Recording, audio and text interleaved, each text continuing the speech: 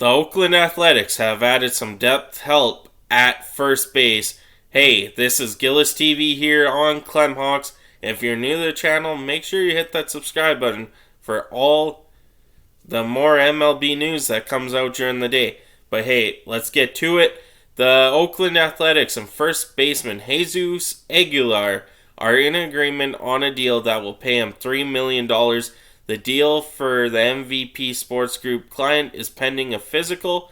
The A's have a full 40-man roster and will have to make a corresponding move once the deal is made official. Aguilar is 33 in June, has appeared in the past 9 MLB seasons, having a miraculous career so far. He didn't produce much in his first 3 campaigns while with the Cleveland Guardians, only getting into 35 games over a 3-year stretch, as the club kept him in mostly minors. He was claimed off waivers by the Brewers going into the 2017 season, and he made the most of his new opportunity. Aguilar hit 51 home runs over the course of the next 2 seasons, producing a batting line of .271 over 2017 and 2018. His 127 WRC plus in that time indicates that he was 27% better than the league average hitter. He then experienced a downturn in 2019 as he was sitting on a line of a .225 average and a 82 WRC plus. When the Brewers traded him to the Rays at that year's deadline, he righted the ship somewhat in Tampa Bay down the stretch, hitting .261 for a WRC plus of 105. Despite the uptick, the Rays put him on waivers after that season, and the Marlins put in a claim. He had a couple solid years with the Fish in 2020 and 2021, batting .265 over that period for a 113 WRC plus. But another swoon came in 2022.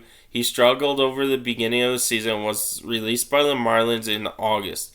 He jumped to the Orioles for the final month of the season and finished the campaign with a .235 average and a 86 WRC plus. Defensively, Aguilar had many very brief appearances at third base, but primarily at first base. His work in the field has been considered near average, having produced 4 defensive runs saved, -3 outs above average, and a 0.6 score from ultimate zone rating. Since he has just a single stolen base in his career and limited defensive value, he needs to be producing at the plate in order to be a useful player. That occasionally has been the case, but his work with the bat has dipped often enough to bounce him off the roster a few times. The Oakland Athletics have then stripped down their roster over the past year, sending out most of their established players for prospects. They do still have Seth Brown on the roster, who will be most logical option for everyday reps at first base.